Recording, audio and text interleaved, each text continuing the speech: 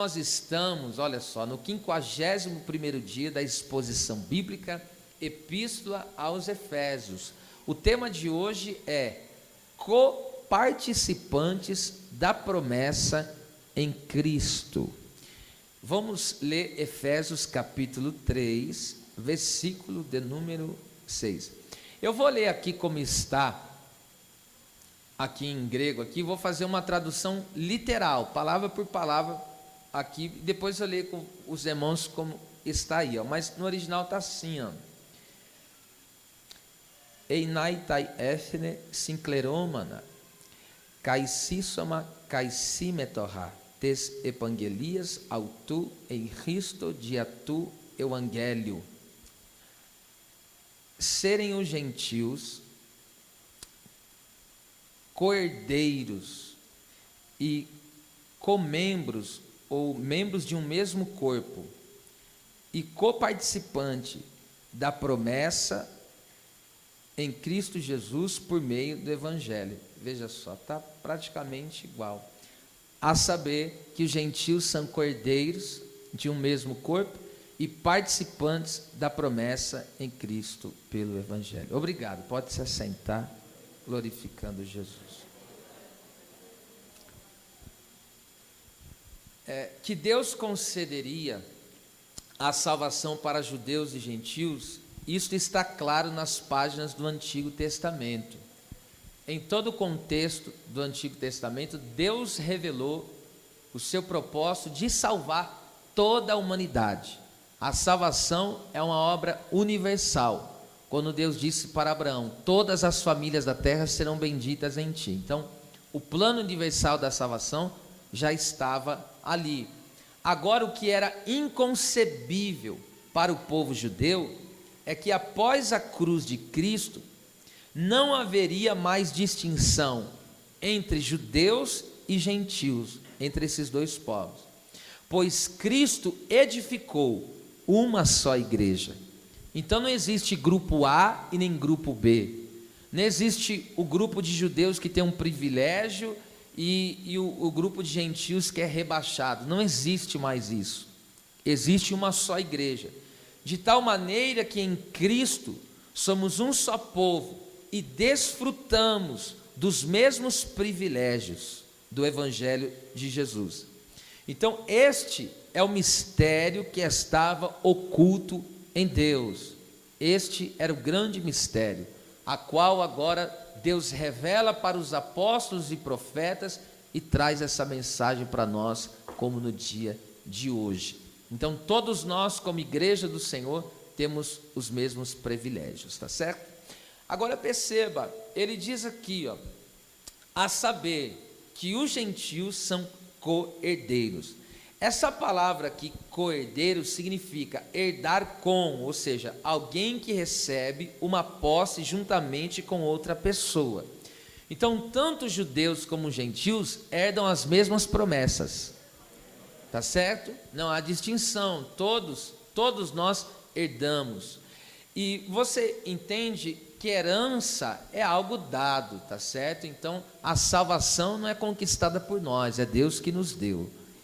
Agora perceba isso aqui comigo, em Colossenses capítulo 1, versículo 12, olha só que coisa tremenda que o apóstolo Paulo diz: dando graças ao Pai, que nos fez idôneos para participar da herança dos santos na luz. Preste atenção, essa palavra aí, idôneo, essa palavra idôneo significa tornar suficiente, tornar adequado, qualificar. Então, em outras palavras, por conta do pecado, o ser humano se tornou insuficiente. O que é insuficiente? Ter faltas. Nós temos muitas faltas. Nós empobrecemos espiritualmente falando, porque só Deus ele tem a riqueza. A Bíblia diz que Deus é pleno, Deus é completo. Riqueza no sentido que não falta nada. Mas quando nós pecamos, nós perdemos essas riquezas de Deus, a sua imagem, a sua semelhança. Então nós se tornamos pessoas insuficientes. É por isso que só Cristo pode nos completar, entende? Ele é a nossa suficiência. E ainda, nós se tornamos, por conta do pecado, pessoas inadequadas. O que é inadequado? O pecado nos deformou, e agora a gente não encaixa em Deus. Quando Deus pega o ser humano em pecado, o ser humano não consegue se encaixar em Deus, porque ele está deformado. E para ser encaixado em Deus, tem que ter a medida de Cristo. É por isso que não é o evangelho que se adequa às pessoas, é as pessoas que têm que se adequar à palavra de Deus.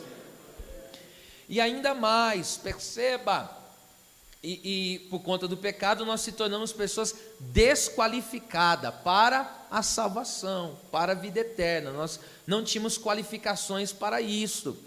E é por isso que se diz nas Escrituras, lembra que o centurião falou para Jesus: eu não sou digno, olha lá, sou desqualificado, de que entre debaixo do meu telhado. Ele falou: eu sou desqualificado de ter a tua presença, eu não sou digno da tua presença.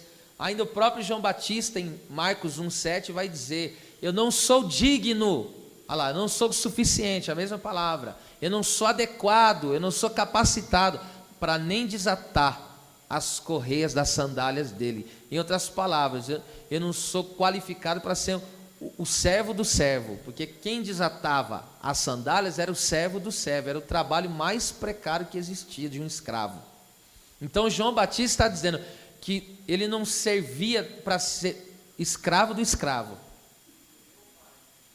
Então veja que agora o texto vai dizer, presta atenção, que graças a Deus, né? Nós damos graças a Deus, Pai, que Ele nos fez idôneos, ou seja, Ele nos qualificou, Ele nos dá a sua suficiência, Ele nos tornou adequado. Que coisa linda, vamos trabalhar isso aqui, gente. Então veja, e nem muito menos nós temos, tá certo, nós tínhamos a qualificação para termos a herança eterna. Agora, Deus nos torna idôneos por meio da obra de Cristo, ou seja, a graça de Cristo é suficiente. Entende por que Paulo, em um momento de dificuldade, no momento de falta da vida dele, por quê? Porque ele tinha um problema, tá certo? E ele ora 3 vezes ao Senhor, falou: Senhor, afasta de mim, que ele chama de espinho na carne. Ninguém de fato sabe o que é. Ele fala que era um enviado de Satanás que vinha para agredir ele, mas alguns falam que era problema no olho, enfim, eu não quero entrar nisso, mas de fato ninguém sabia o que era, mas era um problema que ele estava vivendo, e ali ele orou 3 vezes para que aquele mal se afastasse dele. E qual que foi a resposta de Cristo para ele? A minha graça. Então Deus estava dizendo o quê? A minha graça te torna suficiente, capaz para você vencer essa luta. Jesus estava dizendo: a minha graça é suficiente para você vencer qualquer luta, Paulo. Então é a graça que completa as faltas da nossa vida, porque nós somos homens cercados, permeados de fraquezas, mas quando o Senhor derrama a graça dele sobre a nossa vida, essa graça nos basta, ou seja, é suficiente. Eu não preciso acrescentar mais nada, a sua graça de Deus é suficiente. E ainda a graça, ou seja, a graça é suficiente, e também a graça nos qualifica como o quê? Como filhos de Deus. Lá está escrito em João 1,12, vai dizer que todo aquele que o recebeu, no caso creu em Cristo, Deus deu-lhes o poder. A tradução poder ali está errada, porque exúsia é autoridade. Então Deus nos deu a autoridade de sermos feitos filhos de Deus. Então eu posso ostentar isso na minha vida, eu posso ostentar, dizer que eu sou um filho de Deus. Por quê? Porque ao crer em Cristo eu recebi essa autoridade. Qual é a minha autoridade? A autoridade de um filho legítimo de Deus. E quem é que tem herança senão o filho? Então, aleluia! Então Deus, Ele me qualifica para esta herança. Então a graça dele é o suficiente para me alcançar o céu. A graça, ou seja, qualifica essa graça de Deus na minha vida, ou seja, me torna suficiente. E ainda mais, olha que maravilha, me qualifica para ser de fato um filho de Deus. E ainda mais, olha que coisa tremenda, e nos adequa, ou seja, adequar aqui é deixar do tamanho. Então, Deus nos deixa na medida, ou seja, nem sobra e nem falta. O trabalhar de Deus é nos deixar na medida certa. É por isso que para entrarmos no céu, não pode nem sobrar e nem faltar. Tem que estar o quê? Adequado. E quem é que faz essa obra de adequação na nossa vida? É claro que é a habitação do Espírito Santo em nós. Então observa, ele nos adequa para tomar posse desta herança eterna. Só para você ter uma noção do que é isso. Para nós entrarmos numa herança que é eterna, que é o céu, a gente precisa se adequar. Por exemplo, o que é adequar? Você consegue tirar um peixe, tirar ele da água e colocar ele para viver na terra? Ele vai sobreviver? Porque ele não é adequado. Agora entende que para nós chegarmos no céu, tem que passar por uma adequação. E aí o que Deus usa para nos adequar? Aleluia! Deus usa os desertos da vida e através da obra do Espírito Santo, Ele tira as impurezas e vai aperfeiçoando a sua obra em nós. Para nós essa vida é um deserto, onde Deus está nos aperfeiçoando a cada dia. E aí nós estamos ficando na medida. Para quê? Nós estamos se adequando ao nosso país, que é o céu. Que lindo, hein? Agora, essa herança que Paulo fala aqui, participar da herança dos santos na luz. Por que essa herança participa na luz? Por quê? A luz aqui, tem, no caso, a nossa herança na luz, ela tem 3 características. Eu vou falar aqui sobre brevemente, 3 características da nossa herança. Primeira, por que na luz? Onde tem luz? Luz aqui é sinônimo de verdade na Bíblia. Se andarmos na luz, como na luz ele está, ou seja, se eu andar na verdade, como na verdade ele é a própria verdade. Ou na palavra, que é a verdade. Então, nós temos comunhão uns com os outros, né? Agora perceba, então, primeira característica da herança na luz. O que significa isso? Primeira, esta herança é verdadeira. Segundo, esta herança é pura. Terceiro, essa herança é inalterável. Vamos lá? Primeiro, a herança é verdadeira. Por quê? Porque permanece para sempre.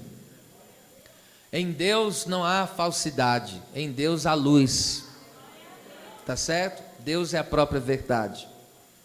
Segundo, esta herança é pura. Por que a nossa herança no céu é pura? Porque não está contaminada pelo pecado. Lá no céu não tem contaminação. O novo céu e a nova terra não existirá contaminação. E terceiro, a contaminação do pecado. Agora se tu não falar nada, a terceira característica da nossa herança, ela é inalterável.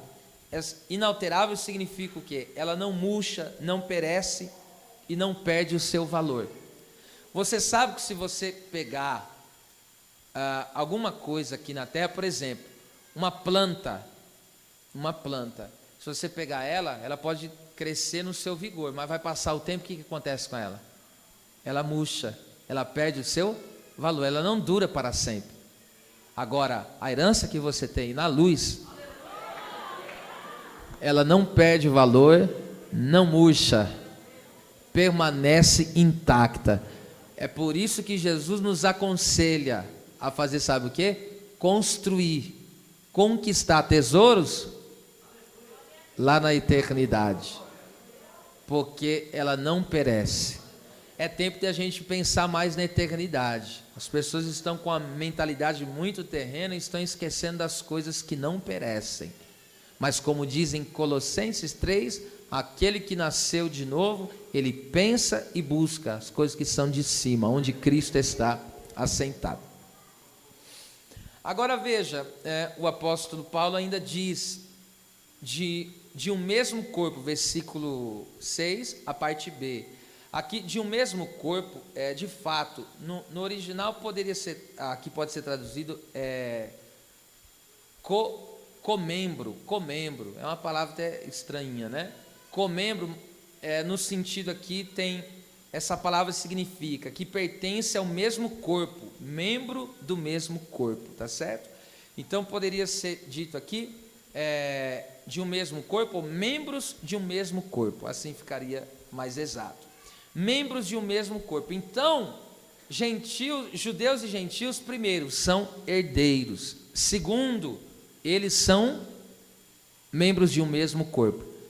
Nós sabemos disso. Cristo é o cabeça e nós somos o seu corpo. Agora entenda uma coisa comigo aqui. Há duas metáforas para falar da nossa unidade em Cristo, ou seja, que a Bíblia assim denomina. Cristo fala, a minha igreja. Existem pelo menos duas metáforas que eu vou falar uma que João usa e uma que Paulo usa para falar da igreja. Por exemplo, a videira é uma metáfora da igreja unida em Cristo. E também o corpo é uma metáfora para falar da nossa unidade mística, espiritual com Cristo. Vamos trabalhar aqui essa questão. Então vamos lá. Então, o único que pode unir judeus e gentios, e vice-versa, unir judeus e judeus, gentios e gentios, porque ninguém vai conseguir viver em unidade se não estiver em Cristo. O único que promove a unidade é Jesus. Se não tiver Jesus no centro, não há unidade. Aonde Jesus não é o centro, só dá confusão. Lembra Babel? O homem era o centro e por isso deu confusão lá. Agora, onde Cristo é louvado, onde Cristo é glorificado, é possível viver uma unidade. Eu não estou falando simplesmente união. União é uma coisa, unidade é outra coisa. União é a junção de várias coisas. Agora, unidade é uma só, já está dizendo, é uma unidade. Então, nós não somos uma união, nós somos uma unidade. Entende? União pode ser uma associação. Agora, unidade é diferente, ó. O corpo não tem vários membros, mas eu posso dizer que esses muitos membros que tem aqui, ó, tem várias, mão, pé, joelho, os órgãos vitais, enfim, tem muitos membros aqui. Eu posso dizer olhos, e assim vai, boca, ouvido. Eu posso dizer que são dois corpos? Não, são muitos membros, mas esse corpo é assim a igreja de Cristo Jesus. Enquanto nós não entendemos isso, vai dificultar a nossa caminhada aqui na terra. Enquanto nós não entendemos que nós somos uma unidade. Vamos ver isso aqui, presta atenção. Então, somente em Jesus Cristo pode-se ter a unidade de um povo. Observe, a primeira metáfora que eu quero aqui trabalhar com vocês, que a Bíblia fala sobre essa unidade em Cristo. João capítulo 5, João fala sobre a videira. Olha só, versículo 1. João 15, versículo 1. Jesus disse, eu sou a videira verdadeira, e o meu pai é o lavrador. Vamos trabalhar isso aqui? Por que Jesus diz que ele é a videira verdadeira? Porque existem videiras falsas. Existem existem duas videiras falsas. Olha só, por que ele fala, eu sou a videira verdadeira? Porque não existe só uma videira. A verdadeira sim, é uma. Mas existem outras duas videiras. E quem são elas? Primeiro, a falsa videira, Israel apóstata. Segunda videira, o mundo é uma grande videira. Eu vou te dar o texto bíblico aqui para você ver que eu estou falando, tenho base bíblica. Vamos lá. Então, Israel se tornou uma videira falsa. E por que Israel se tornou uma videira falsa? Porque eles passaram a produzir somente religiosidade, ou seja, hipocrisia, mas não vida transformada. Isso está em Ezequiel, capítulo 15, versículo 1 ao 8. Deus vai dizer, vocês eram minha videira. Deus chama Israel de videira, porque era para produzir frutos. Só que agora, Israel, por sua religiosidade, eles passam agora a não produzir frutos dignos de arrependimento. Ou seja, quem olhasse para o povo de Israel, o povo fariseu é um retrato disso. Quem olhasse para o povo de Israel, aparentava espiritualidade, mas dentro, interiormente, tinha espiritualidade? Não, porque o próprio Jesus falou, olha, vocês me honram com os lábios, mas o seu coração está longe. Então a falsa videira, que é Israel, ou seja, é o tipo da religiosidade, que só produz aparência, mas não produz fruto. Parece que é, mas não é. parece que se converteu, até descer as águas, mas não tem testemunho. Entende? Até vem para o culto e põe uma Bíblia debaixo do braço.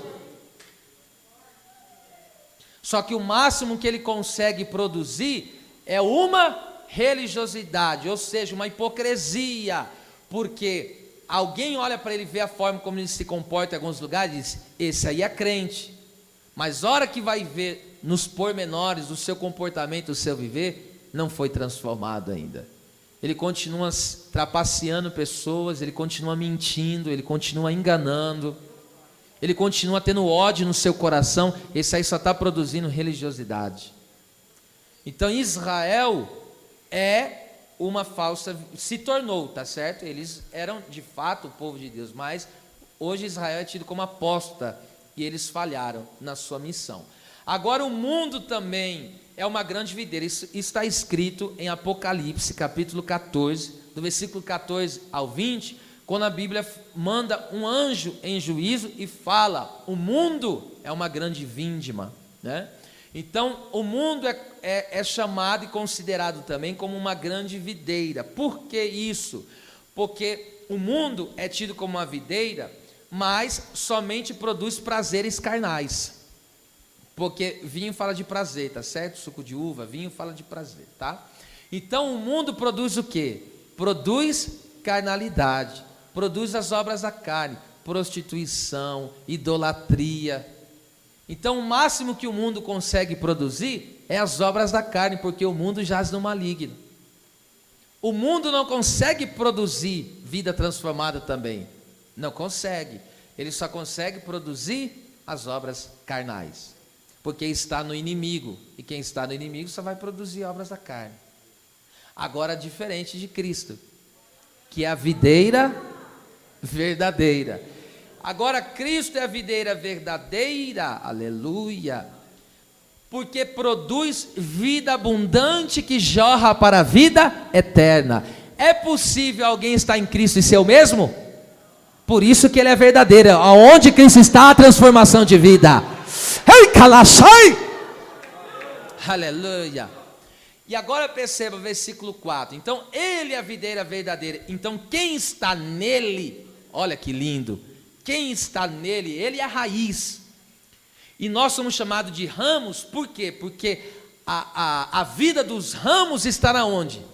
Na raiz. Então enquanto nós estivermos conectados, unidos a Cristo, a vida dele emana em nós. Então a nossa vida, nós não temos, diga, eu não tenho vida própria, a minha vida é de Cristo.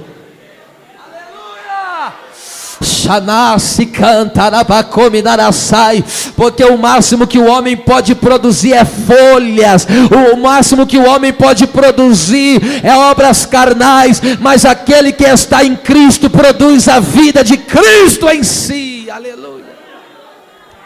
Veja versículo 4, olha que Jesus falou: estai em mim e eu em vós, como aqui vara é ramo, de si mesmo não pode dar fruto, se não estiver na videira, assim também vós, se não estiverdes em mim. Observe, a palavra estar em mim aí no original, significa permanecer, ser sustentado, não perecer.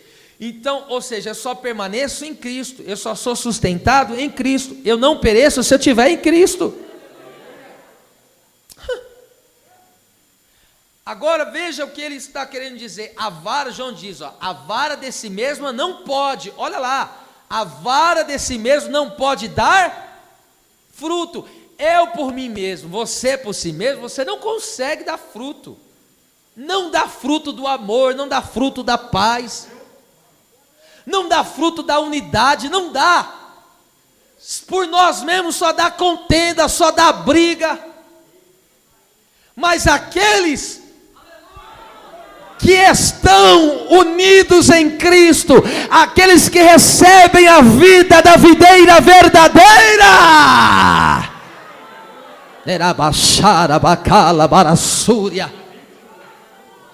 se Cristo é a videira e eu estou ligado nele, qual que vai ser meu fruto? Eu já falei isso aqui, é Cristo. Cristo produziu o quê? Amor. E se eu estou ligado nele, qual que vai ser meu fruto? Cristo não produziu perdão? Se eu estou ligado nele, o que eu... Ah, pelo amor de Deus, hein? Aleluia, glória seja dada ao nome do Senhor. Então a nossa vida, e olha só, antes de entrar aqui, olha lá, a vara desse mesmo não pode, a palavra pode aqui ou seja, alguém que não tem a capacidade, não pode, não é capaz de viver algo, não é capaz de fazer algo. Então aquele que me dá capacidade para viver o amor, para viver a unidade, é Cristo Jesus. Porque se não fosse Cristo, tinha pessoas aqui dentro que não aguentavam olhar um na cara do outro.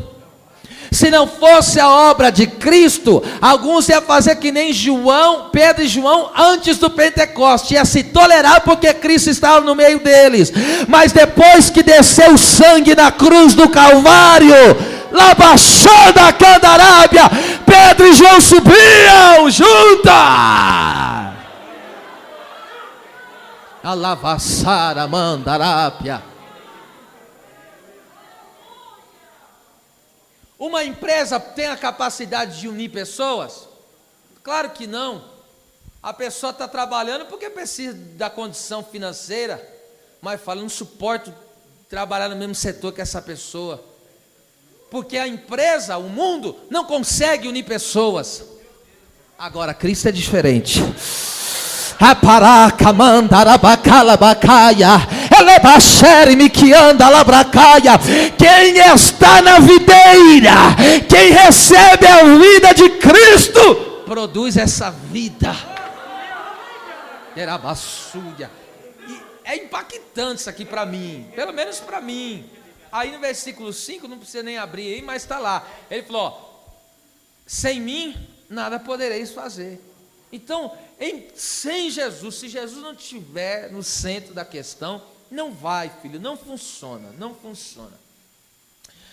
Então, entenda aqui comigo uma coisa, aleluia, a nossa vida emana de Jesus Cristo, sendo assim, eu só tenho a capacidade de produzir, ou seja, não é eu, é a vida de Cristo em mim, produz o amor, a paz, a comunhão, etc, etc.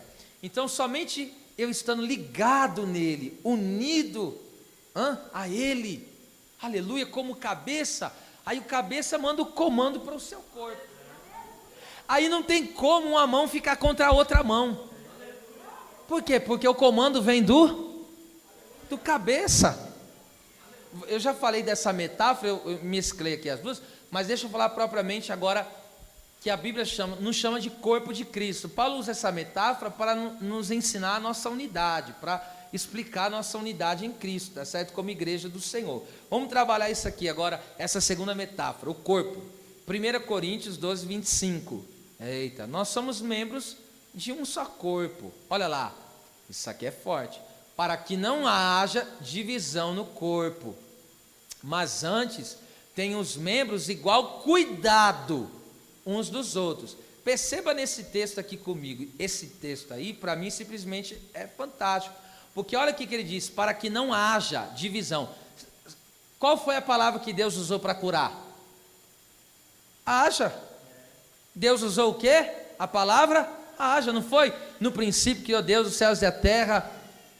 E aí disse Deus. Então haja é uma palavra de criação. Então, ou seja, para que não haja, ou seja, não seja criada divisão. A divisão é criada. Agora vamos aprofundar aqui. Agora eu vi que você quis atenção agora, hein? Isto é, pelo menos duas coisas podem criar divisão. Primeira, eu estou na Bíblia, hein? Primeira coisa que pode criar uma divisão no meio do povo, até mesmo da igreja local, tá certo? O que pode criar? A infantilidade, a meninice espiritual que gera carnalidade. Então a primeira coisa que pode criar divisão no corpo de Cristo é a infantilidade. É tempo de crescimento, irmão. Maturidade. Mas vamos lá para o texto, eu vou te dar o texto. Olha o que Paulo diz para a igreja aos Coríntios. Essa mesma epístola aí, tá? Aqui ele está falando do problema dos dons espirituais, que os irmãos estão usando inadequadamente, é querendo ser superior um ao outro, querer demonstrar mais espiritualidade. Não, Paulo falou, vocês estão... Mas veja só, 1 Coríntios 3, versículo 1 ao 3, olha só. E eu, irmãos, não vos pude, olha lá, falar como a espirituais, ou seja, como pessoas espirituais, amadurecidas, que cresceram no Evangelho, mas como a carnais, olha lá, como a meninos, hein? Você sabe que menino é cheio de birra, né? Não faz um que um menino pede para você ver, na hora que ele pede para você ver. Menino é birrento. E uma hora ele quer uma coisa, outra hora ele já quer outra. Ele é inconstante, o menino. Versículo 2, veja. Com leite vos criei, não com manjar, ou seja, alimento sólido, porque ainda não podeis, nem tampouco ainda agora podeis. Olha aqui, está aqui, ó. Porque ainda sois carnais. Olha lá, onde está a carnalidade, a meninice aqui, ó. Pois havendo entre vós inveja, contendas, dissensões, que é divisão, não sois porventura carnais e não andais segundo os homens?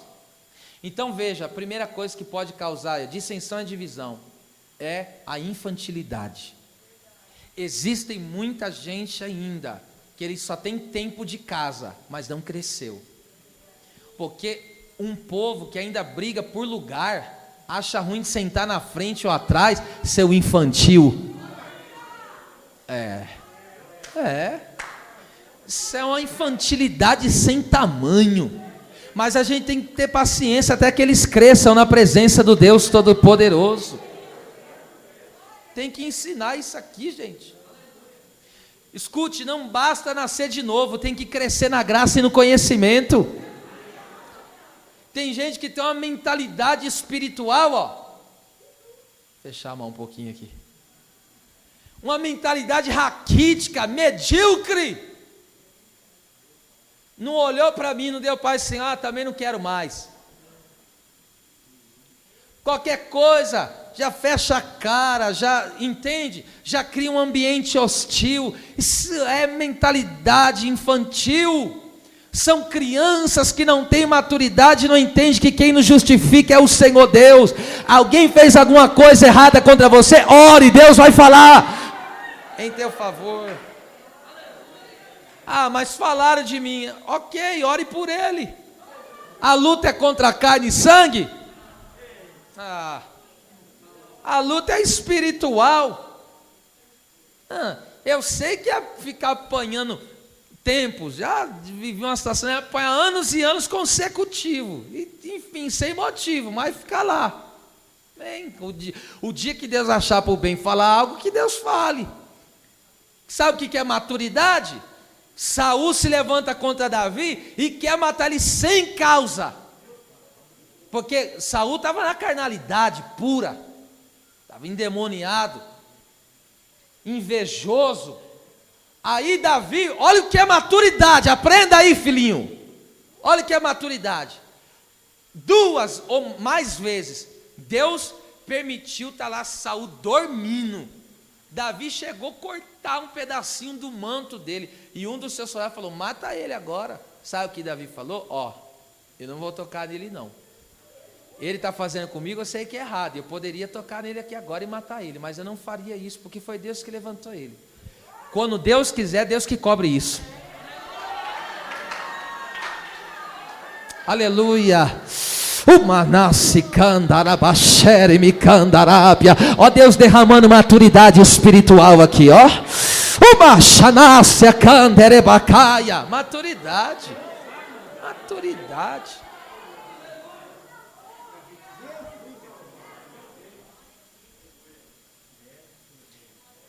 Eu não vou ler, que é um texto extenso, mas eu só vou citar porque eu já li em outra oportunidade. Lá em 1 Pedro, do capítulo 1, você que está anotando aí, do versículo 5 ao 9, Pedro fala que nós devemos acrescentar, crescer nas virtudes. Ele fala, você acrescenta a virtude ao conhecimento, o conhecimento a perseverança, o amor fraterno. E ele vai falando das virtudes. Então tem pessoa que nasceu de novo, mas você não cresce nas virtudes. tem que crescer no amor fraterno, tem que crescer na perseverança. Recebe essa virtude aí, você tem coragem de receber isso aí? Aleluia. Tem que ter uma mentalidade madura. É Cristo que faz isso na nossa vida, é só Jesus para fazer isso na nossa vida, tá certo? Ninguém tem capacidade por si só de fazer isso, entende? Não tem mesmo, de forma alguma. Então a primeira situação, tá certo? A primeira situação que pode causar divisão no corpo é infantilidade. Meninos na fé produzem divisão na igreja. Agora vamos lá. Outra coisa que causa divisão, o inimigo que gera desavença. O inimigo pode causar uma divisão. Isso você pode ver em Mateus, capítulo 2, versículo 25 e 26, quando Jesus falou o quê? Olha, uma casa, um reino, uma casa dividida, não subsistirá, não prosperará, ou seja, não permanecerá de pé. Ele falou, se Satanás expulsa Satanás, ele está dividido. Agora você sabe que um dos nomes, eu vou só falar de uma faceta aqui, porque o inimigo, ele é chamado, tem vários nomes, tentador, dragão, serpente, cada um aí é uma designação de uma operação dele, tá certo? Mas eu não tenho tempo para falar sobre isso e nem a questão do estudo hoje. É só no caso aqui de um nome que é dado a ele, diabo. O nome diabo significa, que é do original grego, diabolos, que significa maldizente, caluniador, o que lança uma pessoa contra outra. Então por que ele é diabo? Porque ele lança uma pessoa. Agora você entende que tem um monte de diabo por aí? A pessoa que calunia é filho do inimigo, que conta mentira da vida dos outros é filho do inimigo, isso aí. E ele está fazendo isso, ele está criando o quê? Uma divisão. Isso serve em qualquer meio, no meio de uma família, no meio de uma empresa e no meio congregacional. Ficou tenso agora, hein? Vamos lá. Agora o que você vai ouvir aqui é para glorificar. Olha só, em João 17, vemos a perfeita unidade de Deus Pai, Filho e Espírito Santo. Por quê? Você pode ver Jesus falando assim, ó, Pai, glorifica o teu filho, assim como o teu filho tem te glorificado. Aí você sabe que o capítulo 17, o tema ali do capítulo 17, é a nossa unidade, ou seja, Jesus falou, Pai, que eles sejam um, assim como nós somos um, e eles sejam perfeitos em unidade em nós. Então Deus quer a unidade, tá certo? Deus nos chamou para a unidade. Amém, vou falar de novo. Deus nos chamou para a unidade. Então começa a rejeitar esse caluniador, falador da vida dos outros. Para com isso aí, meu. Tem que parar. Tem que parar com isso aí. Tá certo? Se for para falar bem, amém. Agora para falar mal não é bom, não. Por exemplo, presta atenção. O pai testemunha do filho e o filho testemunha do pai. O que Jesus veio fazer aqui na terra? Testemunhar de quem? Do pai. Ele falou, eu não faço as minhas obras, eu vim fazer a vontade de meu. Olha o filho dando testemunho do pai. E o pai não dá testemunho do filho? No batismo, esse aí é meu filho, olha aí. Pelo amor de Deus, hein? O filho falando do pai e o pai falando de quem? Do filho. E agora o Espírito Santo testemunha de quem? Do filho. O Espírito Santo fala de si mesmo. Você já viu em algum momento o Espírito falando da sua própria pessoa? Ele glorifica quem? O Espírito Santo glorifica a Cristo. E Cristo glorifica quem? Pelo amor de Deus, você está entendendo que a unidade, um fala bem do outro. Por isso que não há divisão entre a Santíssima Trindade, porque o Pai fala bem do Filho, o Filho fala bem do Pai, o Espírito fala do Filho, o Filho glorifica o Pai, ou seja, uma perfeita unidade, todos falam bem um do outro. Quem recebe essa unção aqui? Deixa eu ver quem recebe essa unção. Alabaxanda, calabaxa. Se tem alguma coisa para falar, fale o bem, em nome de Jesus. Aleluia. É forte isso aí, hein? Isso é forte. Alabaxara, bacanderebacaia. Se eu não tenho nada de bom para falar do servo de Deus, o que eu vou fazer? Por ele eu oro. Agora, se eu tenho alguma qualidade dele, eu falo bem, mas falar mal não. Deus não me chamou para ser um diabo, Deus me chamou para ser igreja. Levante as duas mãos, eu vejo um grande laço caindo aqui agora. Chamando como Narasha, recebe essa unção de Deus. Anarasubri Kamanácia, Kamandarabasheri Mikomanai. Calabachai, eleba, canterebacaia. Da onde sai a contenda que você fica com essa língua venenosa, falando do passado do irmão que passou. Cristo já perdoou ele. Ei, sai pra lá, tu não é museu para ficar no passado. Viva hoje! Aleluia. Tô sentindo a graça aqui, hein? Aleluia. Esse negócio de ficar em motim por aí, descendo a língua nos outros, tá errado isso aí, hein? Aí fica criando um ambiente hostil, um ambiente diabólico, aonde eu fico meio assustado, porque os crentes, quando se reúnem, é para se reunir em comunhão, coinonia, é partir o pão, é nas orações. Agora esse negócio de, eu estou por revelação aqui, esse negócio de começar a se juntar para descer a lenha na vida dos outros, isso é coisa de diabo, é sinagoga de Satanás, porque aqui não tem espaço para contenda. Olha só isso aqui, olha Deus libertando aqui, ó.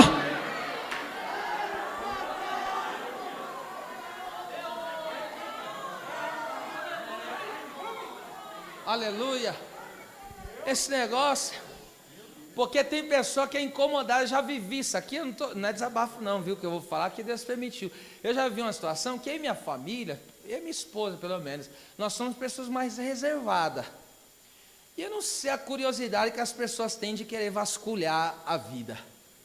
Qual que é o problema?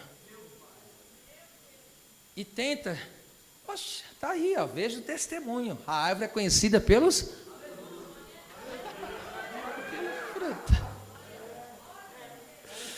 Esse negócio de querer ficar sabendo da particularidade.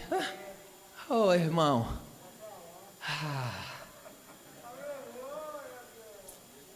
Vamos começar a falar bem um dos outros em nome de Jesus Cristo. Vamos fazer que nem o Pai nos ordenou, nos ensinou. Fala bem, filho. Fala bem. Vamos lá. Agora, oh, que coisa tremenda isso aqui, ó.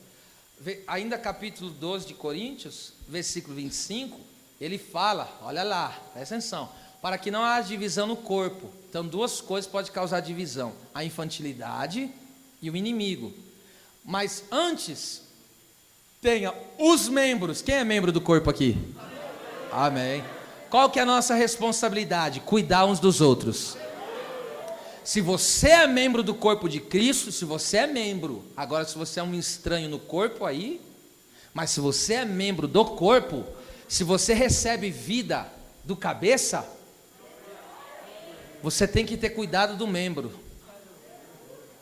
Ah, mas eu não gosto do dedinho, esse dedinho é meio feio. Ah, não gosto desse dedo não, meio cabeçudo esse dedo do pé.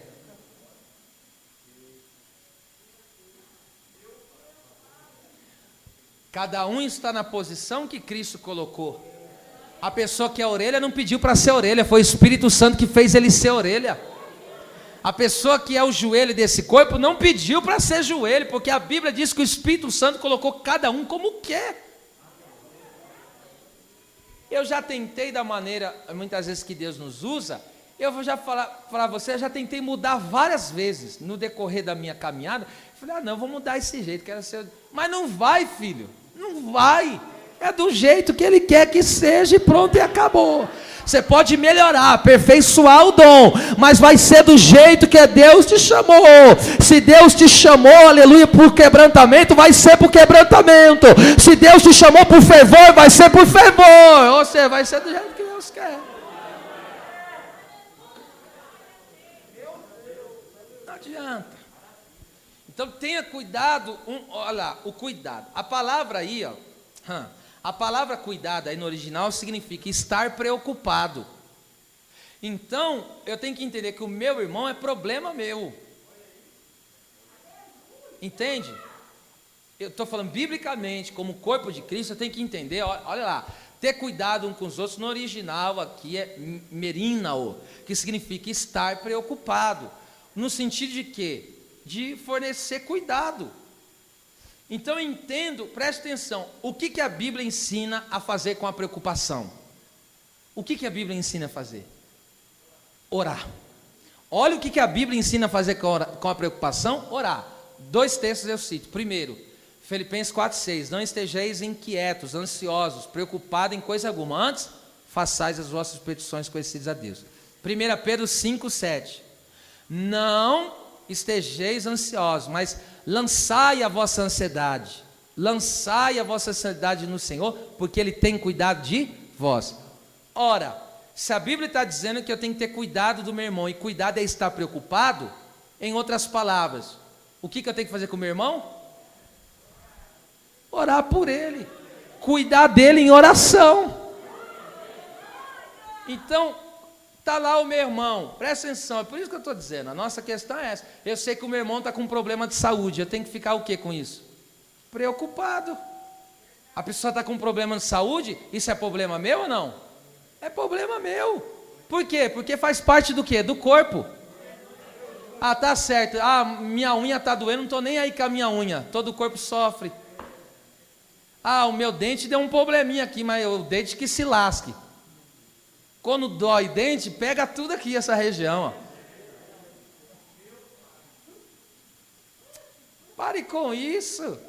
Esse negócio de ter uma vida pensando só, egocêntrica, tem que parar com isso aí. Nós temos, é bíblico, é Deus que dá graça. É Deus que faz isso na nossa vida, tá certo? Porque por nós, ninguém tem condição de viver um nível desse, de espiritualidade, não tem mesmo. Agora, então Deus nos ensina a cuidar dos nossos irmãos, orando e ajudando também nas necessidades deles. 1 João 3,17, aquele que tem bens no mundo, vendo o seu irmão necessitado, não ajudará? Como o amor de Deus estará nele? Não amemos só de palavras, mas em verdade em obras. Então, o meu irmão é preocupação minha. Eu tenho que cuidar. Lembra o caso que eu já citei aqui de Abel e Caim? Deus apareceu para ele e falou, cadê o teu irmão? Ele falou, eu sou cuidador. Deus estava dizendo para ele, você é. Não era para você ter matado ele, era para você ter cuidado dele. Então Deus não nos chamou para tirar ninguém da comunhão, é para trazer. Oh, Deus, nos dá essa mentalidade cristã, meu Deus do céu. Vamos lá, parte final aí. Versículos 6, a parte C. Vou ler tudo de novo. A saber que os gentios são cordeiros de um mesmo corpo, membros de um mesmo corpo. Olha lá. E participantes da promessa com Cristo pelo Evangelho. Então nós somos participantes da promessa em Cristo pelo Evangelho. Então somos cordeiros, somos membros do mesmo corpo e ainda somos participantes da promessa. Essa palavra, você vê que no original está assim, cordeiros, membros do mesmo corpo e coparticipante. É tudo a mesma preposição, tá certo? E você sabe que na cultura judaica, a mentalidade, Paulo, ele vem de uma cultura judaica. Quando eles enfatizam uma coisa mais de uma vez, significa o quê? Que ele está falando da gravidade daquela situação. Por exemplo, a Bíblia vai falar que Deus é santo. E para explicar que ele é tão santo, quantas vezes fala lá? Santo, santo, para dizer, ele é santo ao extremo. Essa palavra cordeiro, membro do mesmo corpo, coparticipante, no final das coisas, é a mesma coisa que ele quer falar. Então, Paulo, ele usa 3 palavras para falar a mesma coisa. Para enfatizar que a igreja é uma unidade.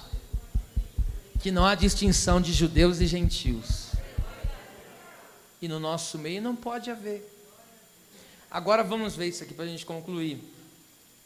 A palavra participantes aí significa participando junto com. E promessa, o que é promessa, pastor? É anunciar com certeza o que irá fazer. Então o que é promessa? Deus te anuncia o que vai fazer. Tá certo? É um ato de prometer. E o que Deus prometeu? Deus prometeu para nós A grosso modo, Deus prometeu o quê? A vida eterna. Presta atenção. Você sabe que na Bíblia fala sobre promessas. E por que Paulo coloca no singular aí, ó? Participantes da promessa. No singular, como se fosse uma única promessa. Mas a Bíblia fala de promessas no plural. Eu vou te explicar isso aqui. Então, Paulo usa o singular aqui, promessa, e não plural. Por quê? Porque todas as promessas têm o seu propósito final na vida eterna. Então, presta atenção, todas as promessas que Deus fez no Antigo, Novo Testamento, todas convergem, o propósito final dela é o quê? Vida eterna, por isso que está no singular. Esta é a grande promessa, é desfrutar de Deus por toda a eternidade, glorificá-lo e gozá-lo da sua presença por toda a eternidade. A vida eterna é isso, você sabe que a vida eterna é conhecer Jesus. É conhecer Jesus, está lá em João 13, ou João 17, versículo 2, 3. Então, essa é a vida eterna. Então, é desfrutar de Deus eternamente, glorificá-lo eternamente. Isso que é vida, porque tem a morte eterna também. E o que é a morte eterna? Não desfrutar de Deus.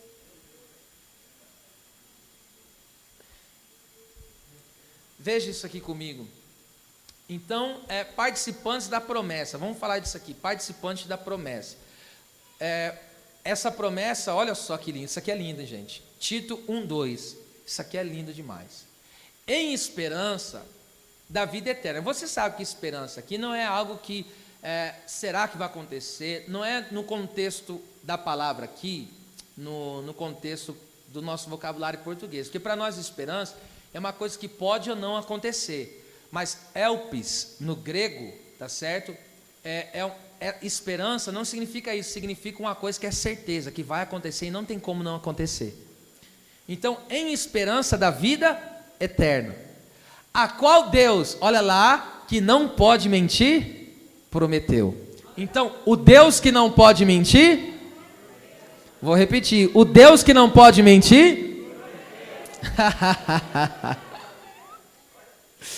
gente, se nós não se alegrarmos com isso, eu não sei com que nós vamos se alegrar. Presta atenção.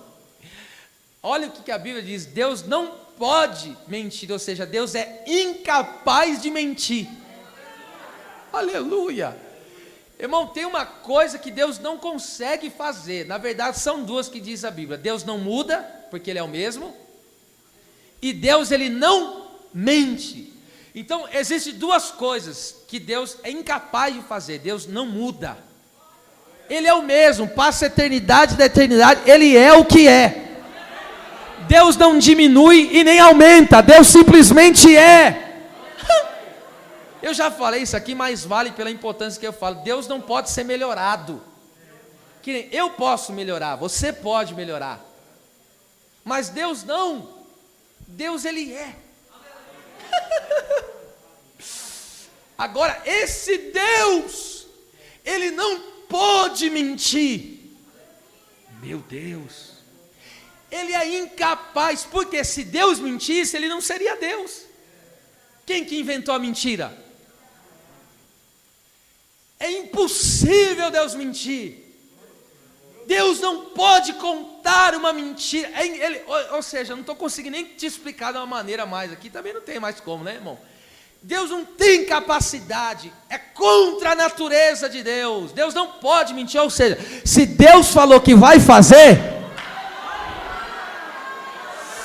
é por isso que diz a Bíblia: passa o céu e passa a terra, mas o que? A palavra permanece. Quantos podem glorificar esse Deus que não muda e que não mente? Eu quero abrir um parênteses no meio desse estudo para te dizer: continua firme na promessa. Deus falou que vai salvar a tua família, creia na promessa. Deus falou que vai te capacitar no ministério, creia na promessa. Deus falou que vai abrir essas portas espirituais, creia na promessa. Deus não pode mentir.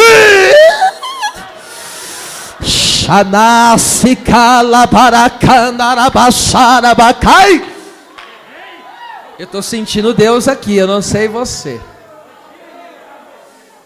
Eu senti uma presença aqui, pastor Júlio. Aleluia.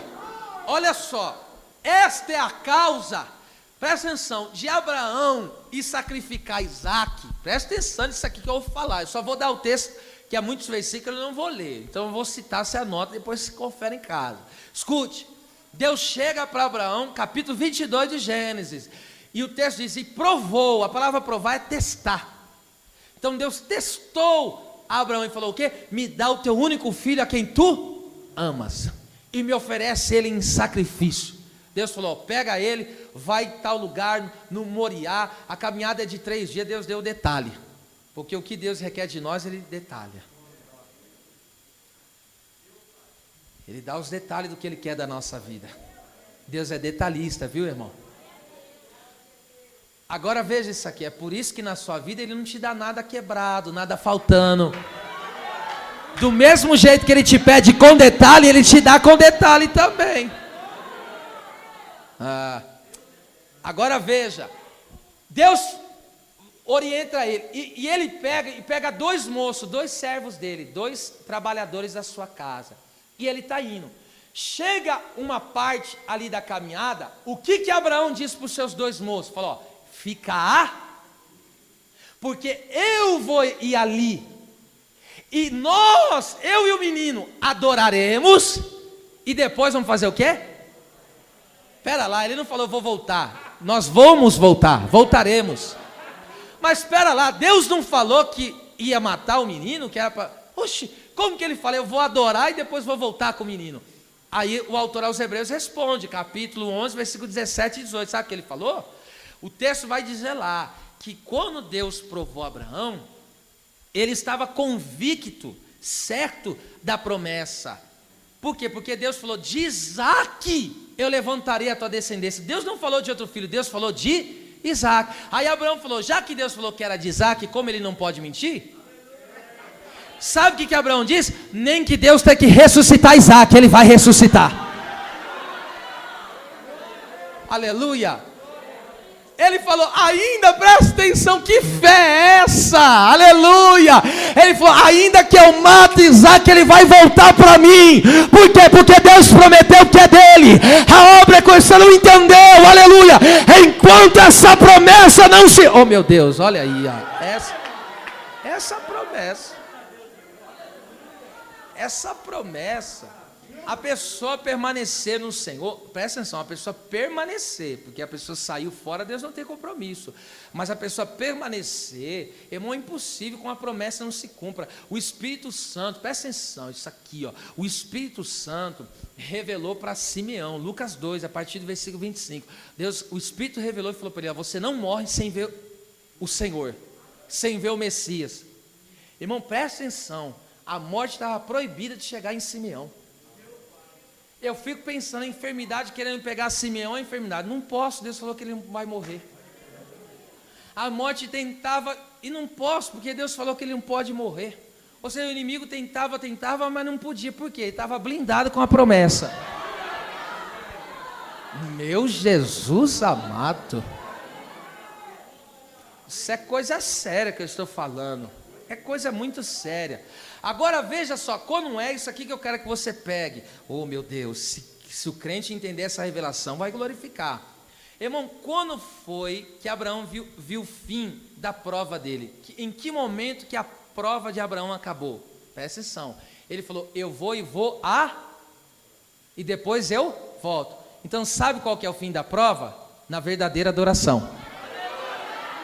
Não entendi. Quando na prova aparecer a verdadeira adoração, Deus falou, acabou a prova, porque eu já achei o verdadeiro adorador. A prova acaba na verdade. Meu Deus. Amasse que baixaia, candarabacaia. Aonde é que acaba a prova, pastor? Quando aparecer a verdadeira adoração, acaba.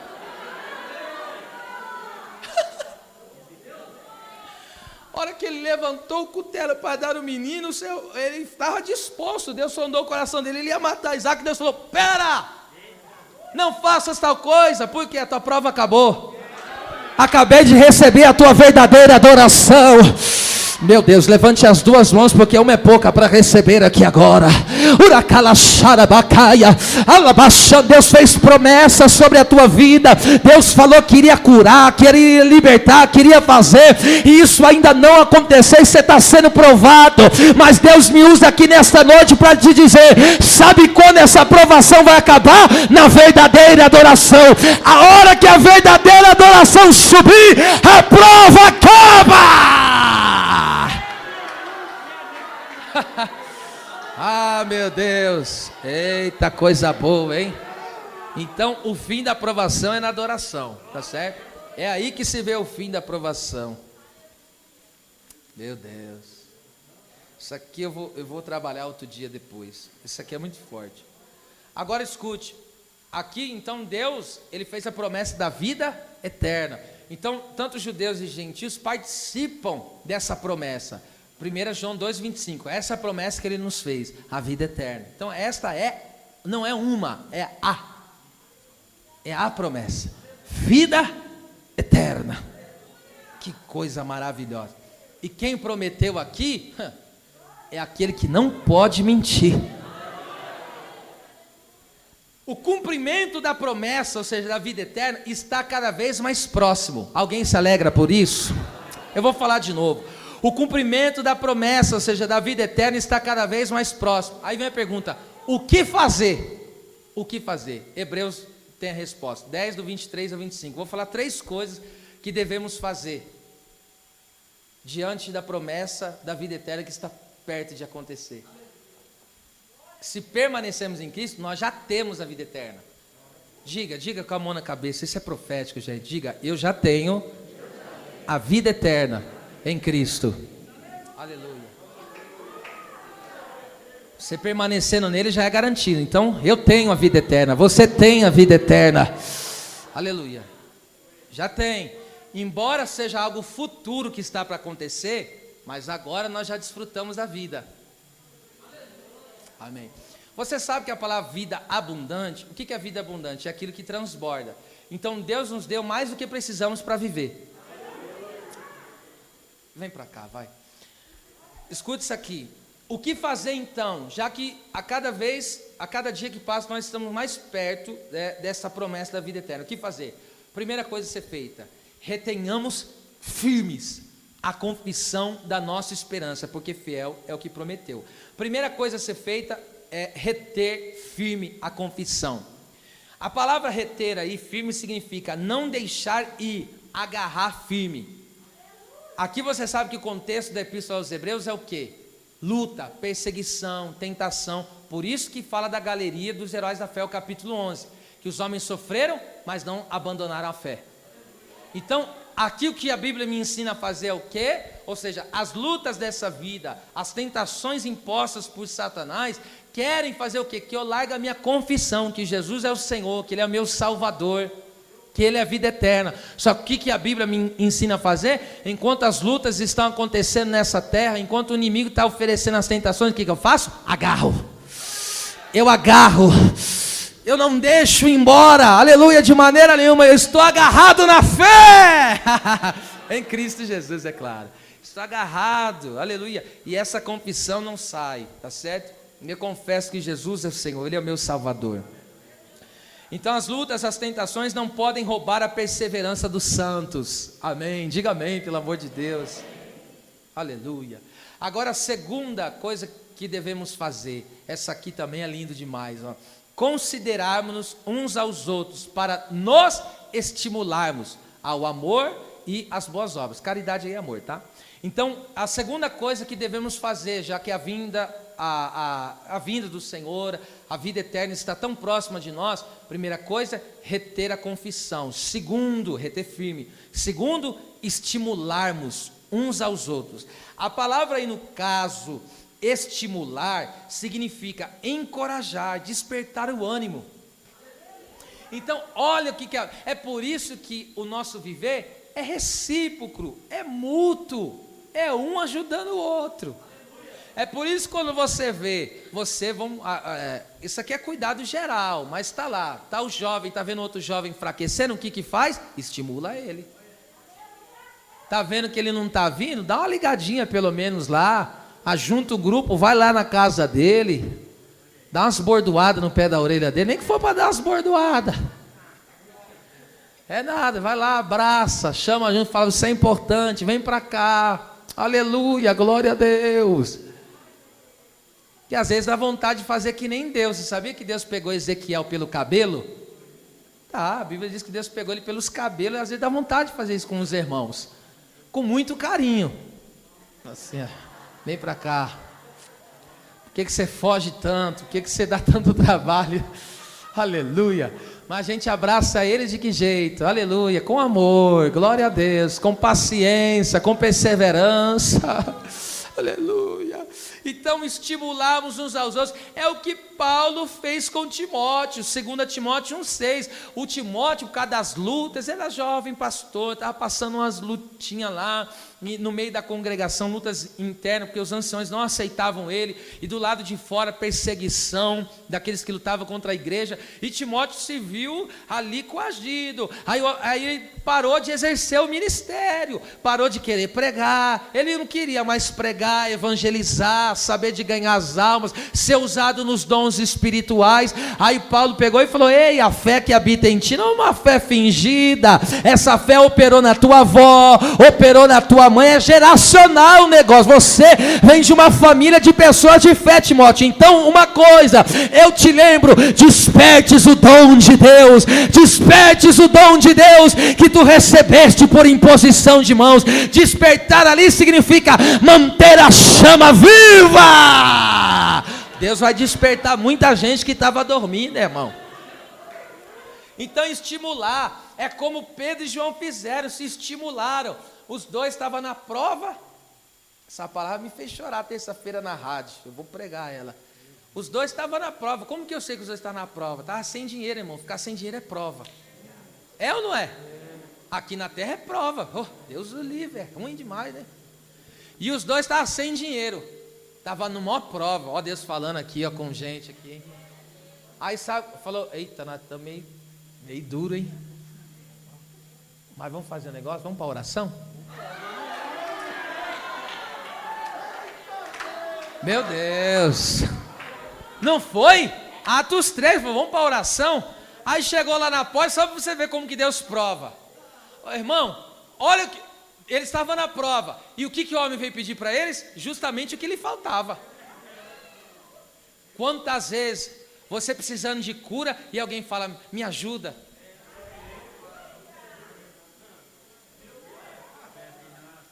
Muitas vezes você precisando de cura e sendo instrumento de Deus para curar. Você precisando de um abraço e você sendo usado para abraçar. Oh, meu Deus. Aí veja, eles estão, presta atenção, isso é se estimular. Os dois estavam ruins, estavam na prova financeira. Aí vamos para a oração? E subiram de que jeito? Juntos. Aí chegou lá, Deus fez a obra. Operou um milagre, já curou aquele paralítico. Aí veja no capítulo 4, para você ver. Eu vou pregar essa palavra ainda aqui está no coração. Essa palavra me queimou ali terça-feira na rádio. Presta atenção, escute. Quando Deus permitiu ele estar passando aquela prova, por que era? Primeiro motivo, é para eles entenderem que o que eles tinham era maior do que o que eles não tinham. Porque, presta atenção, o coxo não estava ali caído, ele falou: ó, prata e ouro a gente não, mas o que eu, ou seja, eu não tenho isso, mas outra coisa eu tenho. Aí eu pergunto, o que eles tinham era maior ou menor do que não tinha? Maior.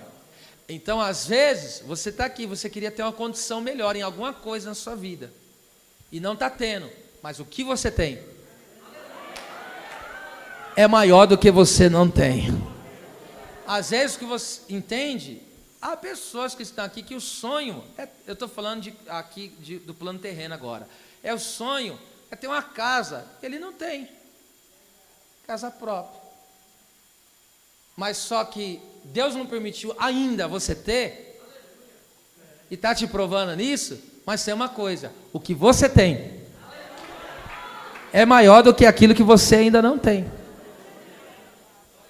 Então, para que Deus permite essas coisas? Para mim passar a valorizar o que eu tenho. Porque depois que eu aprender a valorizar o que eu tenho, o que me falta Deus vai me dar. Quando é que eles estavam na prova? No capítulo 3. E no capítulo 4, o que aconteceu? 4, coloca, acho que é 4:36, vê isso aí. Não estava no mistério aqui, mas eu vou acrescentar para a gente encerrar. Então veja, no capítulo 3, mesmo na prova, eles foram se estimulando. Ou seja, quanta gente que está parando a caminhada, está desanimando por causa das provações. Então o que a gente tem que fazer? Estimula. Bate lá na porta dele e fala: vamos para a igreja, filho. Hoje tem a quinta da palavra. Aleluia. Vamos estimular essas pessoas para Deus renovar. Atos 4:36, confere aí. Olha só, no capítulo 3 está certo. Aí foram, glorificaram a Deus, se estimularam uns aos outros. Volta o 37, vamos para frente aí. Aí, ó. Olha lá. Agora veja, eles estavam na pendura. Me perdoa o vocabulário rasteiro. Estava na pendura. Aí olha o que aconteceu. Passou o capítulo 3, né? Mas Deus mudou, ó. Olha lá. Chegou o capítulo 4. Possuindo uma idade, vendeu-a e trouxe. Você sabe que o preço de uma idade é muita coisa, é um valor alto, ó. E trouxe o preço aonde? Agora quem estava sem, agora está de que jeito? Está bem, aleluia. Por quê? Aleluia. Quando você passa a valorizar o que você tem, Deus passa a acrescentar o que você não tem e precisa. Diga para duas pessoas: Deus está acrescentando o que você precisa. Diga para ele: está acrescentando. Olha só, tem provisão entrando na vida de alguém aí. O que Márcia, Dere, Blacai, o que você não tinha, Deus está entregando. O que você não tinha, mas precisava, Deus está entregando. Eu vou falar de novo: o que você não tinha, mas precisava, Deus está te entregando. Aleluia! Eu acho tão lindo isso, porque o texto diz, ó, e depositou ao pé do apóstolo, não foi? Não, dos apóstolos. Por quê? Ou seja, a pessoa que eu estou estimulando vai viver o milagre junto comigo. Aleluia, aleluia, glória a Deus. É por isso que Jó orou pelos seus amigos, e Deus fez o quê? Virou o seu cativo. Estimula! Estimula alguém, irmão. Enquanto você está estimulando alguém, Deus está ativando um milagre na sua vida. Pega essa aí, hein? Dorme com esse barulhinho santo aí na tua cabeça. Então, primeiro, vamos lá. Já que a promessa da vida eterna está chegando, primeiro, vamos reter firme a nossa confissão. Segundo, vamos nos estimular uns aos outros. E terceiro, aqui é lindo, 12:25 de Hebreus. Vamos lá. Essa é a terceira coisa que nós devemos fazer. Hebreus 10:25. É no mesmo texto. E ele diz: não deixando, olha lá, não deixando a nossa congregação, como é costume de alguns, antes admoestando, que é encorajar também, advertir, enfim, uns aos outros. Você vê que o culto é mútuo, é tremendo isso. E tanto mais quanto vedes que vai se aproximando, não é um dia, é aquele dia está chegando, irmão. Então, já que aquele dia está chegando, o que eu faço? Deixo de vir congregar? Pastor, mas um negócio está fervendo, é pandemia, não sei o que eu faço? Vem congregar. Está aqui, ó. Não, a palavra não deixa, aí não deixando significa não abandonar. E a palavra congregação, oh meu Deus, a palavra congregação é uma reunião em um lugar. Isso é ser igreja, quando a igreja se reúne em um lugar. Tá certo? Individualmente nós somos a igreja do céu, mas a igreja de fato é quando nós se reunimos no nome de Jesus. E aí o que acontece quando nós se reunimos no nome do Senhor Jesus? Está escrito em 1 Coríntios 14:26. Quando vocês se ajuntar, cada um tem salmo, tem revelação, tem doutrina, que é ensinamento da palavra. Salmo é cântico, outro tem dom espiritual, que é revelação, outro tem interpretação. Ele diz: faça-se tudo para a edificação. A palavra edificação ali significa aumentar o potencial de alguém, fortalecer. Não entendi. Enquanto nós se reunimos para cultuar, Deus está aumentando o nosso potencial. Ou seja, nós estamos sendo capacitados por Deus, nós estamos melhorando como crente, estamos melhorando como pessoa. Deus está te dando aqui capacidade. Capacidade para quê? Potencial para quê? Potencial para administrar aos bens que Deus tem te dado. Deus está te dando potencial para ser um marido, aleluia, um sacerdote da casa, uma mulher que edifica o seu lar. Deus está aumentando o teu potencial para agir com sabedoria.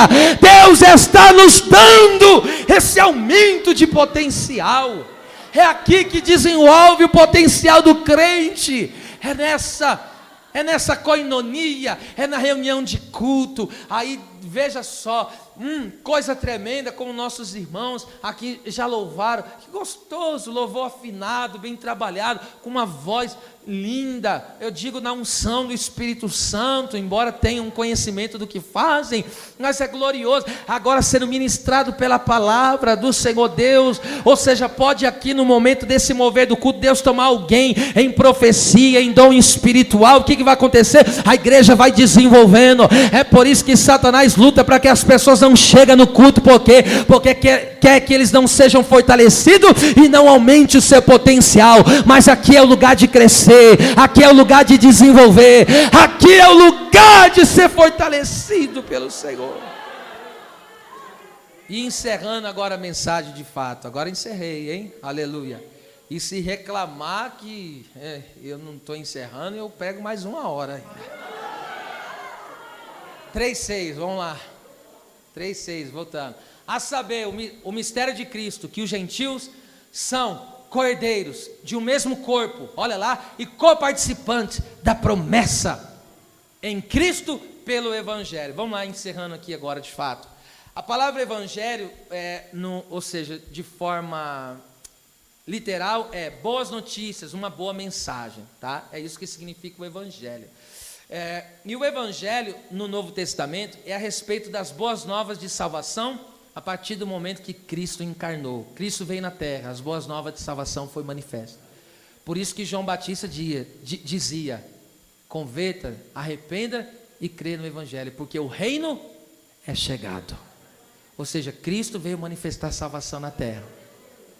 Agora o Evangelho, escute, o Evangelho no registro dos evangelistas, Mateus, Marcos, Lucas e João, tem o sentido de uma história da vida de Jesus. Então, nos evangelhos, quando fala do Evangelho, tá certo? Registrado pelos 4 evangelistas, tem um sentido da vida de Jesus, tá? Contar uma história da vida de Jesus. Agora, o Evangelho, ele toma um outro sentido nas epístolas de Paulo e até mesmo na epístola de Pedro. Ou seja, nesses textos de Paulo, nas suas epístolas, e de modo geral, o Evangelho é o plano de salvação e os seus ensinamentos, tá? As suas doutrinas, os seus ensinos, tá certo?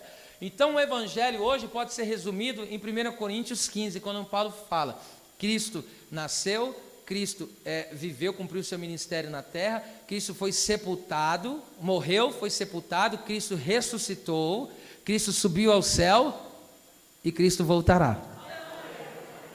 O Evangelho pode ser resumido assim, tá certo? Ele pode ser resumido, já disse, é um resumo. Agora, esta é a mensagem a ser pregada em todo o globo, em todo o planeta chamado Terra. Qual é a mensagem que deve ser pregada? Marcos 16:15. Ide por todo mundo e pregai o Evangelho a toda criatura. Então, concluindo, o Evangelho é a porta de entrada para viver a grande promessa da vida eterna em Cristo Jesus. Desse modo, em Cristo Jesus, pelo Evangelho, nós como igreja temos uma herança incorruptível, temos a vida de Deus e o nosso destino é o céu, é a vida eterna. Nas palmas, louve o Senhor.